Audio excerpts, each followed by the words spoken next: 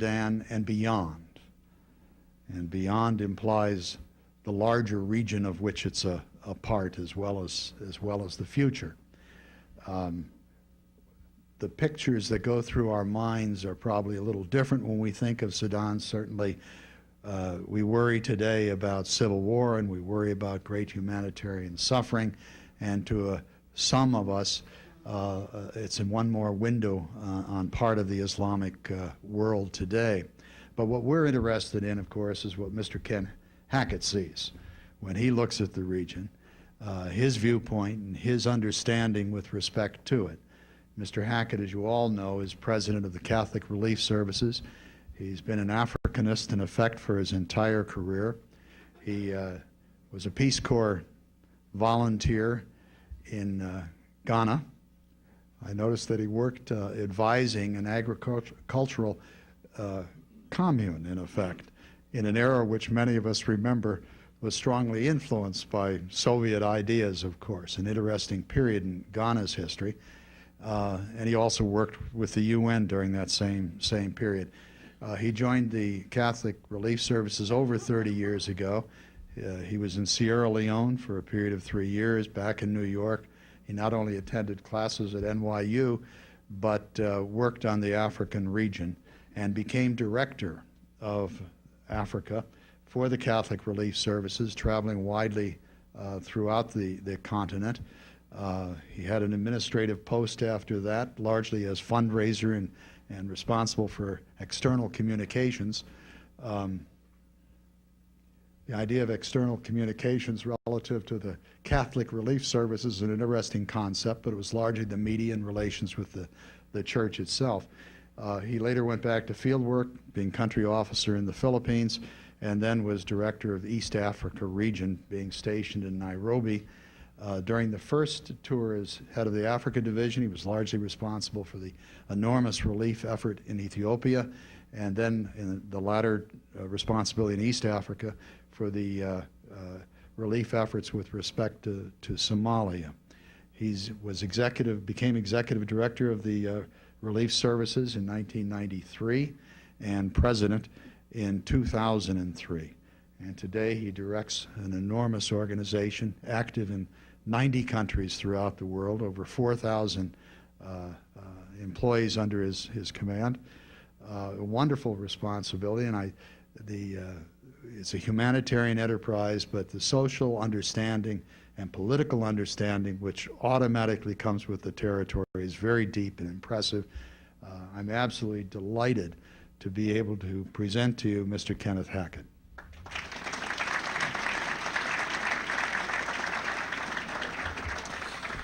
Thank you very much, Frank. It's a pleasure to be back here again. I think the last time, I don't remember exactly what I spoke about the last time, but I remember the pleasure I had in introducing Ambassador Oakley, who had just finished his tour as head of the terrorism office or something like that, and we had a very special encounter during the Somalia days when I went to the wrong door in Mogadishu one day after the Marines had landed, and found that I went to Mr. Adid's door rather than Ambassador Oakley's door. Thanks for having me tonight. I'm going to talk a little bit about what is going on in Sudan and the entire region. And what I'd like to do, if I could for a moment, is to help paint a picture for you about what's going on in the Darfur region. And if you were standing downstairs at the bottom of this building, and you could imagine a field stretching over to the Science Center across the harbor, and if you could imagine the ground thick with mud because it's been raining for days, and that field is littered in a way with these little tents made out of any kind of plastic or cloth you could find. I mean, actually plastic bags cut and sewn together to cover the tent. Thousands of them. And when you go inside, you see a woman and her small children, hardly any men. who are sitting there looking out. They've lost everything, including her spouse, her sons, and her daughters. And she's saying, as she looks across that expanse, what next? That's Darfur, Sudan, these days. It's grim and it's dismal. The humanitarian crisis in Darfur is the result of a multiple number of interrelated factors, but specifically what is happening today is the result of an escalation of fighting between rebel groups and the government of Sudan. And its proxies, which some of you are aware, are called the Janjaweed, a strange term. These militia, the Janjaweed militia, ride on camel and horseback, and they've waged a continual campaign of terror over the last 14 months against civilians. The campaign has been made ever more effective by the Janjaweed's ability to kind of change their identities, because what's Janjaweed at night as they raid is the local police force the next morning. And too often, it's all mixed up. These government-backed militia have systematically attacked villages linked to the two main rebel groups. They've effected a scorched earth policy, and they have devastated this part of Sudan. But Darfur is not a standalone conflict. Indeed, it's connected to a larger series of conflicts that are taking place in Sudan in the southern part of the country that has gone on for decades, in the eastern part of the country, where a number of restive groups are starting to rise up again, and it's linked to what's going on in northern Uganda, where some of you have heard of these terrible violations by the Lord Resistance Army of kidnapping young people and brutalizing the population. With that concept in mind, that what is going on in Darfur is linked to so many other things, it's important that the world begins to think of peace not only as a single state issue, but one effort that will have profound implications on an entire region. Sudan is the largest country in Africa. It borders on 9 other countries. If you can see on the map, it borders on Libya, Egypt, Eritrea, Kenya, Uganda, Central African Republic, Congo, and Chad. So what happens in Sudan impacts that entire region. And what I'd like to do tonight is to offer a context for the current conflict and situate the humanitarian response within that conflict. And if time permits, I'd like to offer some forecasts of scenarios that could play out in the days and months ahead in Sudan, both scenarios for what is going on in Sudan and what could be happening in the countries around Sudan. My most recent trip to Sudan was last August. I went to Darfur and I went to Khartoum. Darfur is an area the size of Texas. I don't mean to mix up your camera, but I think I got to go over and show a little bit where it is.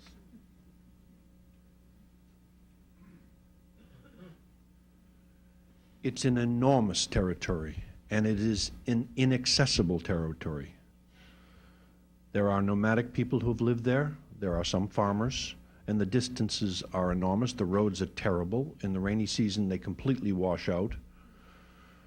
The government doesn't control it, and it is just a big, giant desert area in the western part of the country. Right now, 2 million people, fully a third of Darfur's population, are in desperate need of assistance. The majority of them, about 1.7 million, by UN estimates, are internally displaced. So they have been pushed from their homes by the Janjaweed. And they are essentially living as refugees in their own country.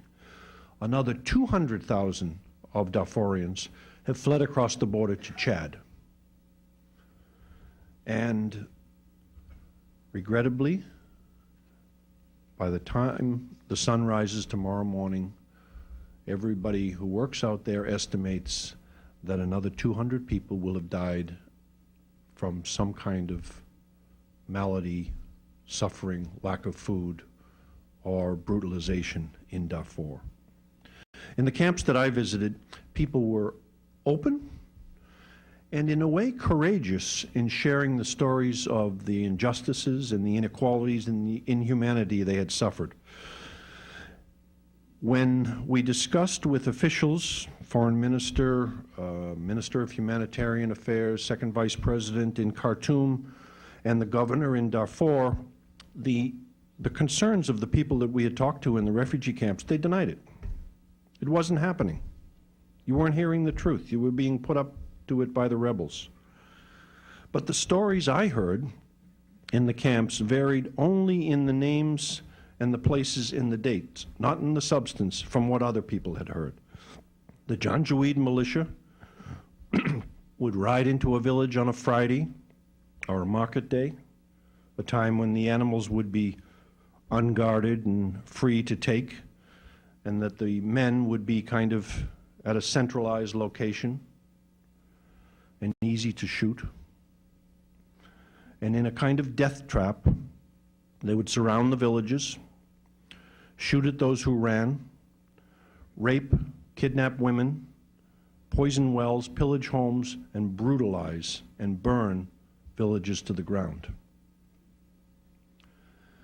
And then, not just one, but many described government planes flying over afterwards and bombing.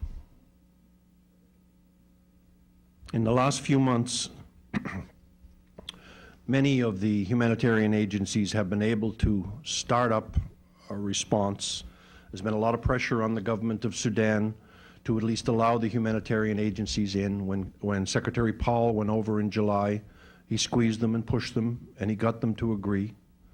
So the bureaucratic difficulties that were thrown in all of our ways have abated somewhat. The insecurity has not. And in fact, from July until now, the situation in Darfur has become even more insecure. My own agency, Catholic Relief Services, has been, and I should say Catherine Wolford is here from Lutheran World Relief. Both of us have been working in Sudan since the early 70s. Both of us, our agencies, were engaged in the repatriation of the refugees in the South back in the 70s. Prior to opening up our operations in Darfur, we had 13 offices in Sudan. It's a massive country, more than 250 staff, and a very large program in the South. We've now expanded that operation in Darfur, and we're reaching another 250,000 people in that part of the country, in addition to the people that we're working with now. So it is a massive humanitarian crisis. But it's not simply a humanitarian crisis. It's a political crisis that is taking place in Sudan with deep humanitarian implications. And what that means, that it's not enough for anybody or any government to give money for relief or providing food aid. Now, obviously, there are needs for clean water and medicine and food that are happening right now. But the situation is not going to be resolved by doing more effective emergency relief response, no matter how many aid organizations pitch in. And to their credit, some of the media pundits like Nick Kristof in the New York Times and Samantha Power, John Prendergast, and a few others have been making that case for months. Yes, a humanitarian response is necessary. This situation in Darfur borders on or is genocide. But that's not going to put a firm end to the problem in Sudan. So what can be done? Security is the paramount concern for the safety of the civilians and for the safety of those trying to assist them. The African Union has agreed to increase its military presence in Darfur to a full force of 3,300. 3,300 military troops and monitors in an area the size of Texas. At least it's something. In addition, the question of their mandate comes into play. They're initially in this area to monitor a ceasefire, and the force is supposed to help create an environment that's conducive to the delivery of humanitarian aid and hopefully the return of people who are displaced. Now, it's not much, but it's something. And some of you can recall 10 years ago when the UN force was in Rwanda and its mandate was not clear at all, and 800,000 people were slaughtered. So it's better than that. The African Union troops are now deployed from Nigeria and Rwanda, but it is expected that other African countries will chip in their troops. They don't have much in the way of logistic capacity. They don't have the best equipment, but at least they have trained soldiers. And more than the initial group will follow in the weeks and months ahead. It's going to cost that operation to put 3,300 monitors and troops in to ensure stability and security in Darfur is going to cost about $220 million a year. We're paying for it, not Catholic Relief Services, but our tax dollars are paying for it, as are the EU, Canada, and the Australians. Additionally, the U.S. government has asked the Egyptians to become involved and provide combat engineers to help work on sanitation in the camps. And I think that's important because it underscores a critical point. It's extremely important that other North African countries engage in this crisis and other Islamic countries engage in it. We need to ensure that this particular crisis and the response is not perceived as pitting cultures against each other, Africans against Arabs, Muslims against Christians. Obviously, this military deployment will require a tremendous planning and support, and the international community must not only help get the mission off the ground, which it is doing, although slowly, but it's got to sustain it with the necessary resources, financial, logistical, and if requested, the international community has to step up with personnel. Not necessarily American troops, but the community has to focus on providing troops. Far from being an idealistic exercise, that kind of support, I feel, is in our own best interest, for it's going to have implications, which I'm going to discuss in a minute, far beyond the Darfur region. The international community has a vital interest in supporting a variety of peace processes that are going on in Sudan. There are currently 4 different peace processes happening right now in Sudan. It gets complicated. One I know very little about. I heard about it this afternoon, and that's the Libyan peace process. Gaddafi has invited all of the tribal leaders, all of the government officials that are engaged in Sudan, and all of the rebel leaders to Tripoli, I think it's next month sometime, for dialogue. Now, what Gaddafi's intentions are, I don't know, but that's going on.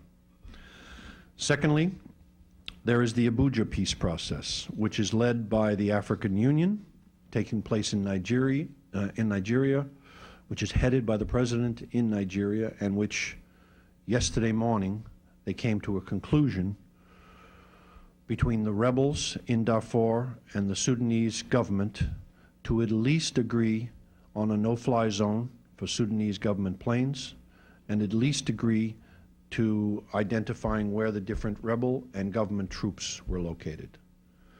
To constrain certain movement of troops, it also lays out a plan.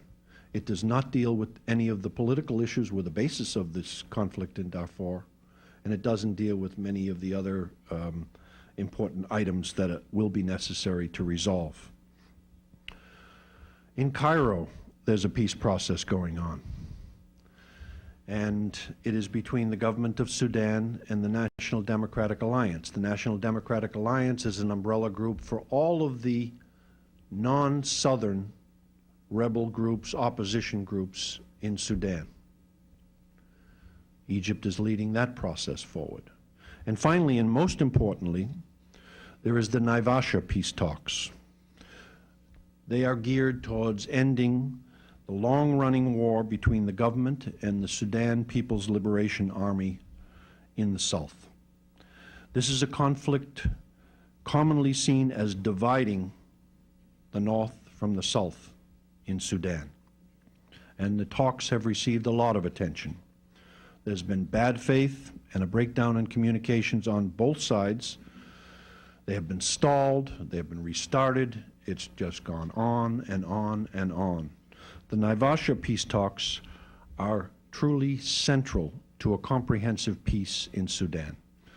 Although the process doesn't provide a comprehensive solution to the country's problems, the breadth of the Naivasha agreements reached in the protocols that have been laid out offer a basis for answering the whole variety of questions that are popping up in Sudan.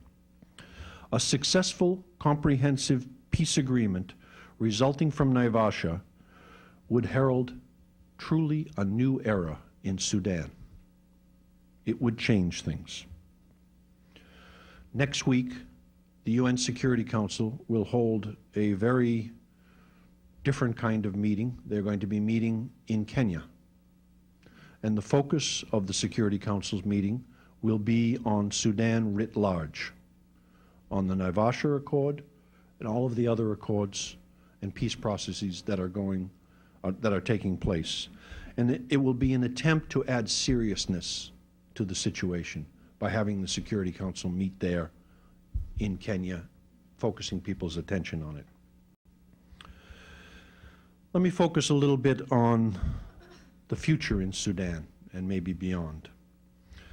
As things stand right now, I see three possible scenarios, and I don't have the breadth that many of you have in terms of spending my whole career doing scenario planning on different political situations.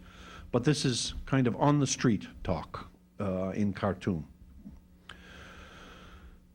The first is probably the saddest. Khartoum, as it has done for years now, drags on the Naivasha peace talks, gives a little, reneges a little, keeps it going back and forth. It never really gets anywhere. They make new commitments, and then they back away from them.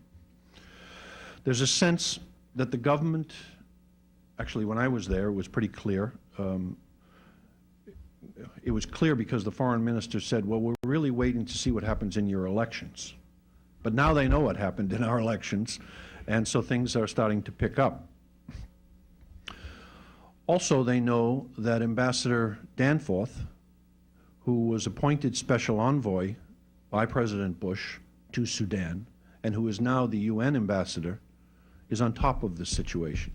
So they realize, the government in Sudan realizes that they've got to get serious. But in the short term, they may just continue to engage in the various peace discussions, but drag them on and hope that they can get by without having to settle. Because settling means, on the one hand, sharing oil revenues throughout the country. It means resolving some of the military issues, and it means so many other things, probably in the realm of power sharing. First scenario is it's not really going to change. They're going to just drag it on. The second scenario is more ominous, and it's the scenario that basically says that somebody forces this government, the Bashir government, to put its back to the wall and decide that it cannot tolerate all this pressure any longer. We're a sovereign nation, yada, yada, yada. We've got to stand up for our own rights. We can't succumb just because Nigeria says this or somebody else says this. And it launches a major military campaign to eliminate the opposition in Darfur. That causes a massive refugee outflow, and you've got millions of people pouring into the southern part of the country and into Chad. Obviously, that engages Chad, where there are already ethnic linkages, and it further destabilizes any gains in the peace process in the south. That could blow up whole sections of that region of the world. Now, there is a third scenario, and it's the optimist scenario, that the world keeps the pressure on Sudan, and eventually, and over the long term, we're working towards a peaceful transition of the various conflicts and the beginnings of a stable, secure, and just situation in Sudan for all tribes, all ethnicities, all religious groups. Maybe this could be achieved through some kind of a federation or a federated arrangement there. But it's not going to occur overnight, and we're not so naive to assume that it's going to happen this year or even next year. This would be a very long-term process. And many say impossible. Look at where the Sudan government has been over the last 10, 15, 20 years. The last 3 administrations there. It's impossible. But the optimists say, look on the African continent and look at Angola. Angola was a war that was protracted, and many thought it would never end. And now we've had almost 2 years of peace in Angola. What's critical now for Sudan and for the region at large is that no more time be lost, and that the conflicts be kept from turning into kind of a general antagonization between peoples of different religious and ethnic backgrounds. If the struggle in Sudan are perceived as clashes between cultures, again, between Arabs and Africans, between Sudan versus the West, between Islam and everybody else, they will become totally unmanageable. And the crisis will not be contained within Sudan's borders. For the countries that neighbor Sudan, there are also some various scenarios, and let me just mention a couple. Chad. Chad has newfound oil wealth. It has a very light government, not very democratic, and the government is linked to many of the ethnic groups in Darfur. Let's say there are increased attacks, and that another 100, 200,000 refugees or displaced persons move across the border into Chad. What's already happening in Chad with the refugee population of 200,000 is there's an imbalance. The refugees are getting food from the UN and Catholic Relief Services and other groups. The local population is saying, we're getting nothing. There's guns moving into the refugee camps in Chad already, and there's a great fear that more refugees pouring into Chad could cause a destabilization of the Chad government. That's bad for Exxon, but it's bad for Chadians. That's real. Egypt. Egypt has a stake in keeping the government of Khartoum weak enough to influence, but not so weak that the country fractures. They're interested, as most of you know about, they're interested in the Nile. So they're interested in a unified Sudan. And they want to make sure that they can maintain control over the Nile waters. Egypt's policy on a unified Sudan is not at odds with U.S. policy, but the government of Egypt views Sudan as more of a domestic issue than an international one. The largest population of Sudanese outside of Sudan are in Egypt. And nobody really knows what that diaspora group will do if things get out of hand.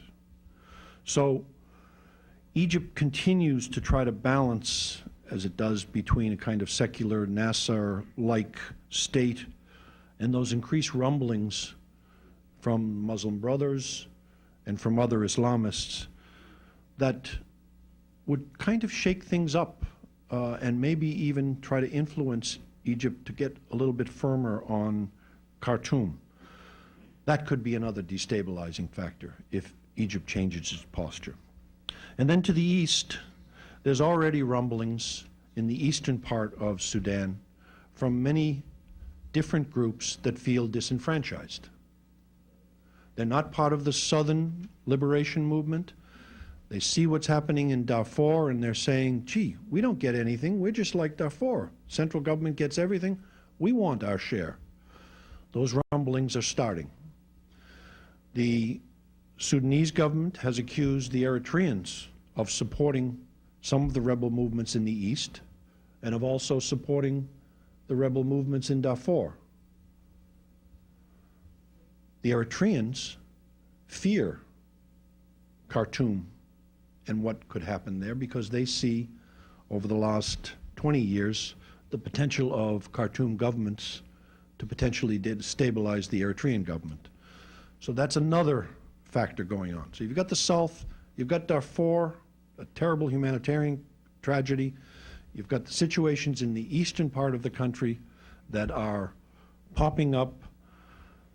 And it leaves one other place that I'll briefly mention, and that's Uganda. If the Naivasha talks do not succeed, we can expect the government of Sudan to continue to support groups like the Lord's Resistance Army. The Lord's Resistance Army, a fundamentalist, messianic Christian militia, bizarre as you could ever imagine, is going into villages in northern Uganda, kidnapping, raping, impressing children into military services, and that's been going on for 5 years now, totally supported by the government of Sudan in an effort to destabilize and keep the Ugandan government off balance. Another factor in this complex equation. Let me conclude. The crisis in Darfur and the situation in Sudan require that the world do more than we have. This is big, and it has big impacts.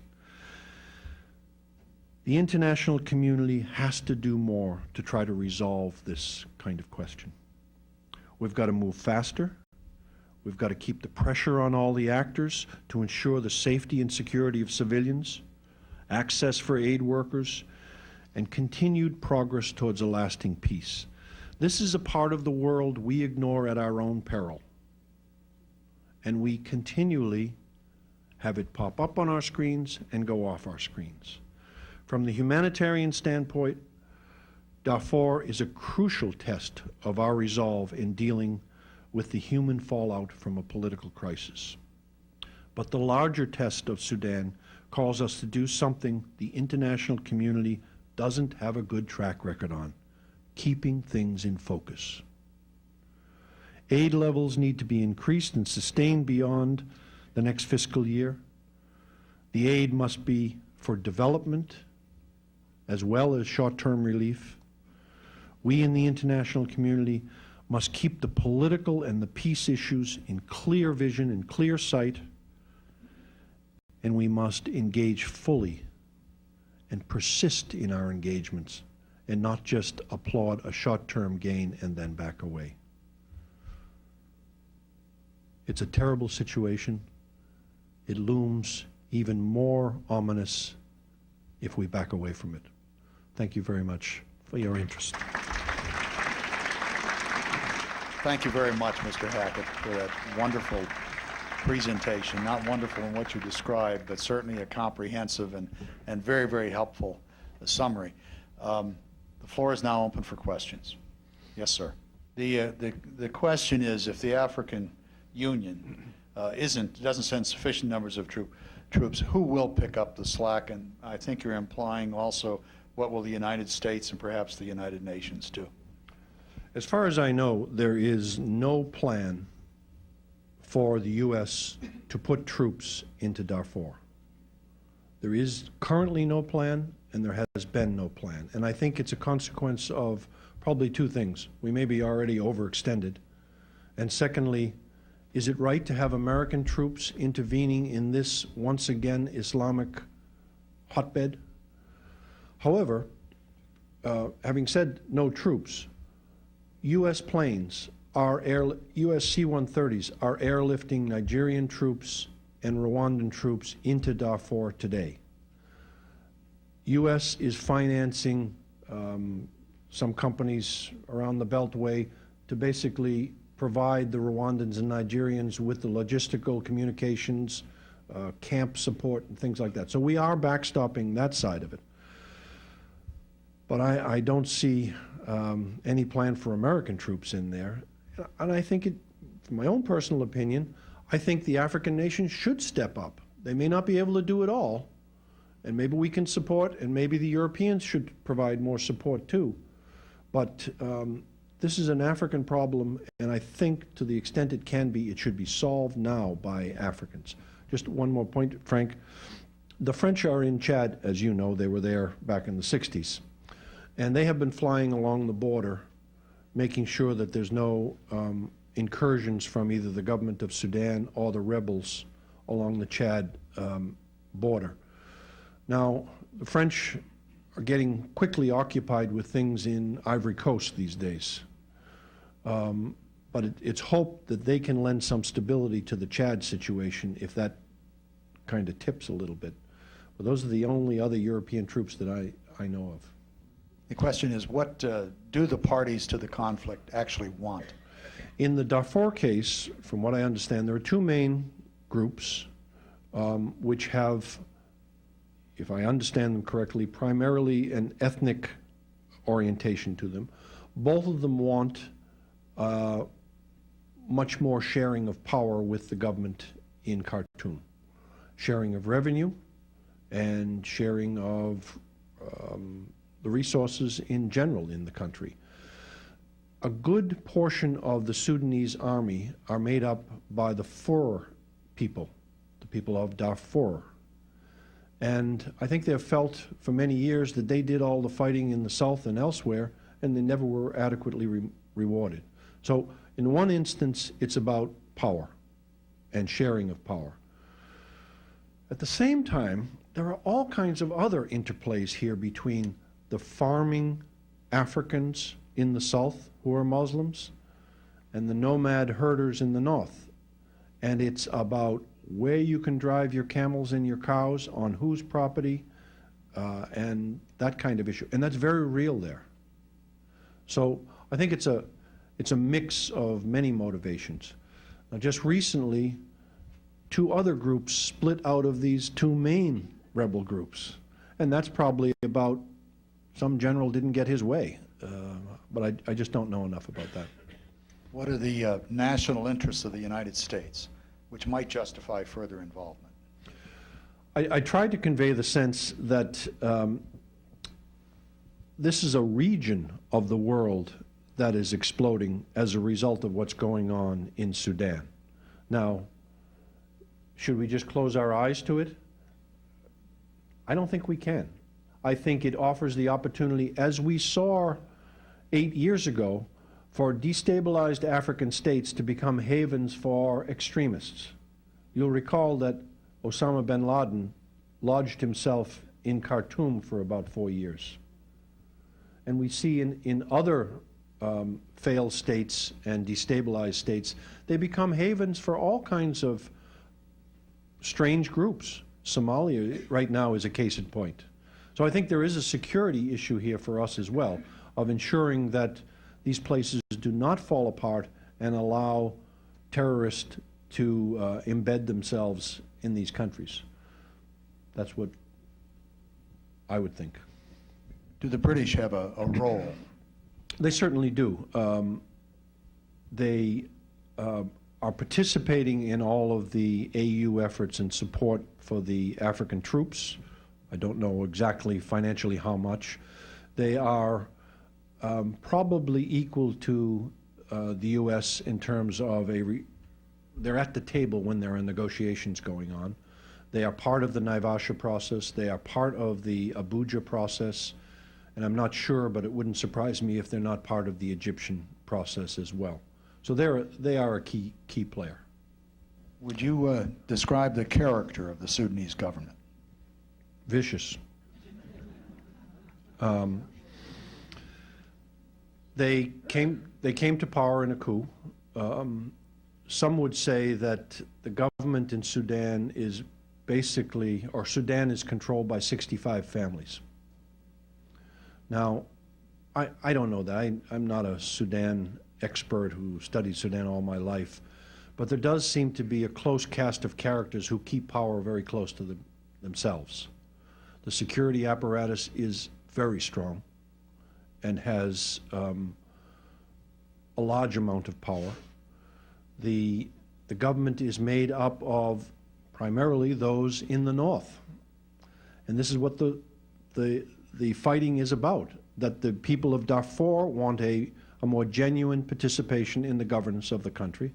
People in the southern part of the country, whether they be Shilluk or whatever, Dinka, they want a greater say, and they don't have a say in the governance of this country. So I find the government to be one that's very, very difficult to deal with, and one that is not looking out for the best interests of all the people in Sudan. Would you comment on what you think should be the U.S. response immediately, intermediately, and long term? And would you comment about whether the Iraqi situation plays into the Sudanese, either internally or with respect to our actions?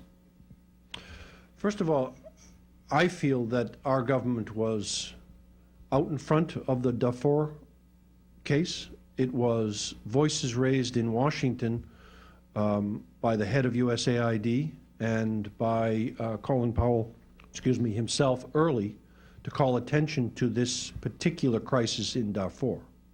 It wasn't the British, wasn't the French, and it wasn't other African countries. It was Colin Powell who pressured Kofi Annan to go in July. So I think that's a very positive role that we shouldn't drop, that we have influence and a voice and a knowledge and a concern about this type of situation, that I think we can play a prominent political role in keeping the issues of Sudan front and center in the Security Council and in other fora. Secondly, we have been pretty robust in the humanitarian response, certainly more than any other European nation, and that should continue. And it's John Danforth, the ambassador at the UN, who is leading the negotiations of the Security Council in Kenya next week, and who was a prime architect for the Naivasha peace accords. So we are playing a role. Could we do more? Sure. We think there should be a full-time special envoy for Sudan, whose only focus is on the comprehensive look at Sudan. The embassy in Khartoum, when I was there, had 3 professionals.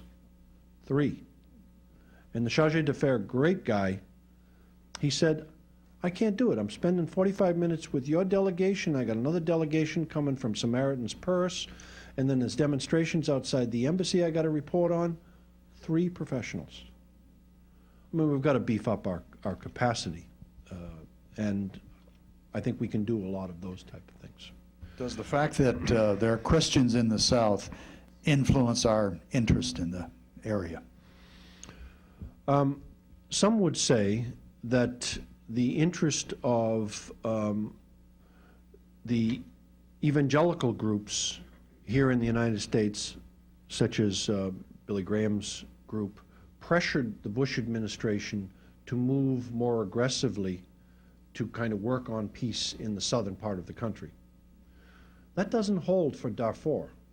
In Darfur, it's black Muslims against Arab Muslims. So it's not a Christian-Muslim effort at all. If you take the people in the South and the Sudanese here who could speak to this much better than I don't know what portion of the Southerners are Christian, because you've got animists and other groups as well. But I think it certainly had some impact on developing a political will to respond. You saw it in articles in the paper and things like that. I think around the Darfur crisis, what was apparent was the coincidence of the 10-year remembrance of Rwandan's genocide with the Darfur crisis popping up at the same time, and people saying, we cannot let genocide happen in this day and age. And that rallied a whole other group of people who were not involved in the southern crisis to focus on the genocide.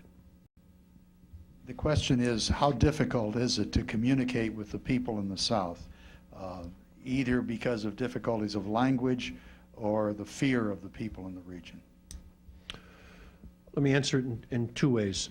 In the South, where many of the organizations like Catholic Relief Services and Lutheran World Relief, we've been there a long time. And so we have staff that have a lot of tenure.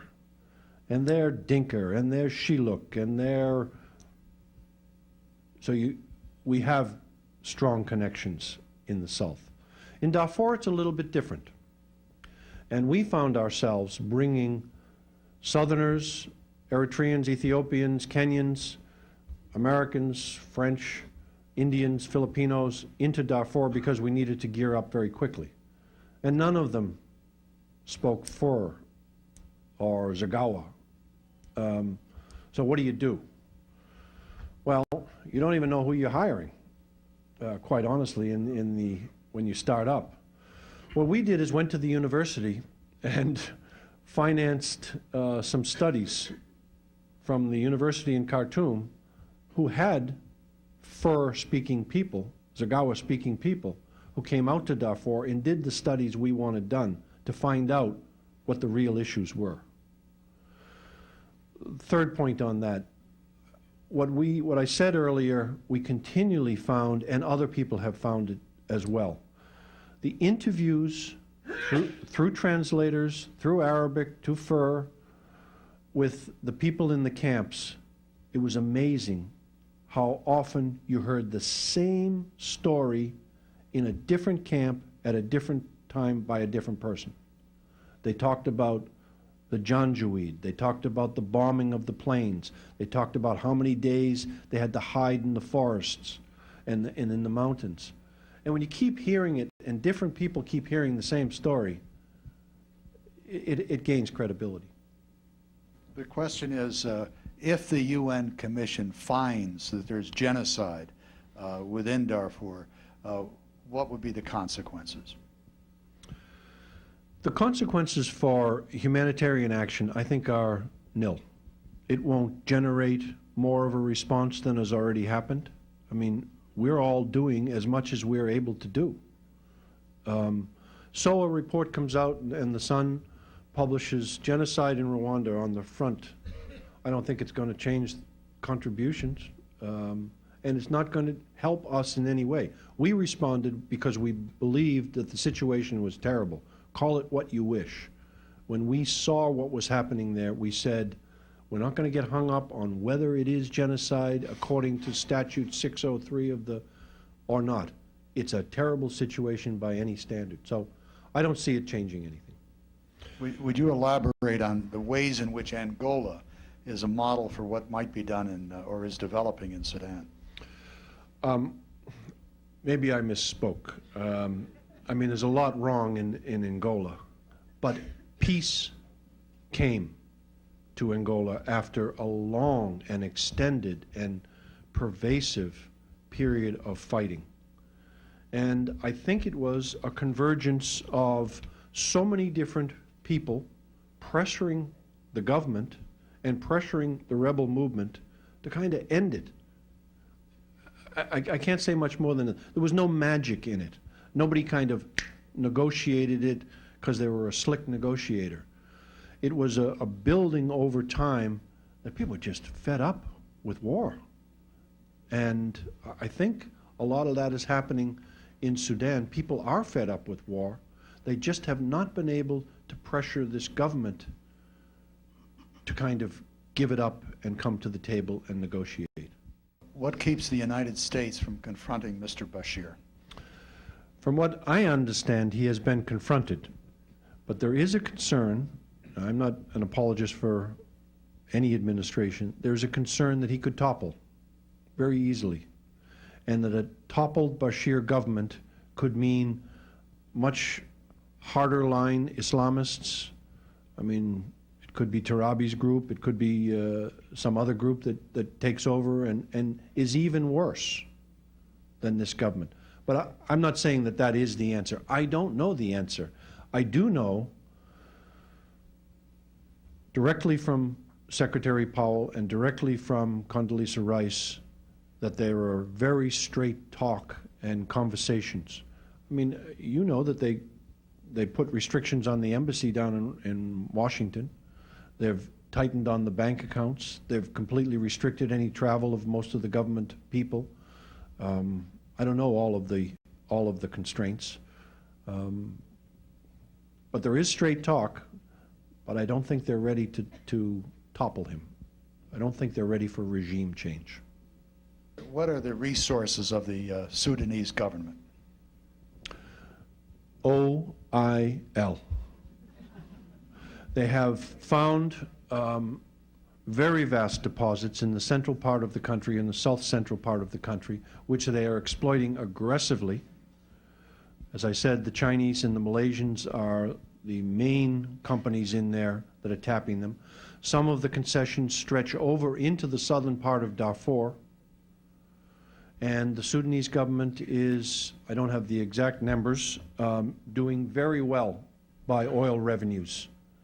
And that gives, many feel, an impetus to them, to the Sudanese government, to kind of delay so they can build up their resources and their revenues. Can Sudan be an effective unit, or should there be some kind of federal structure, perhaps?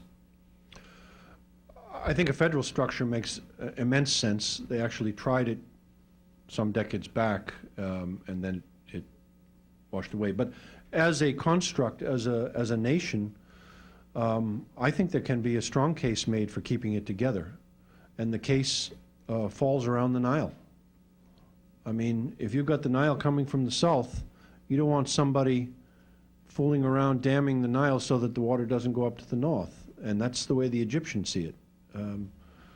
In terms of the vastness of the agricultural resource in the south, that can be a tremendous breadbasket if peace comes. And it could be a breadbasket for the north and for other places in the Middle East.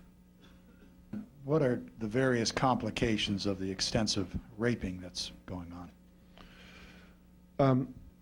First of all, there is AIDS in Sudan. It is passed, I would say, pretty aggressively in the southern part of the country by the soldiers. I don't have information on what's happening for the treatment of rape victims right now. I'm sure there are programs that are happening, but basically you have to understand nothing was happening until July in Darfur.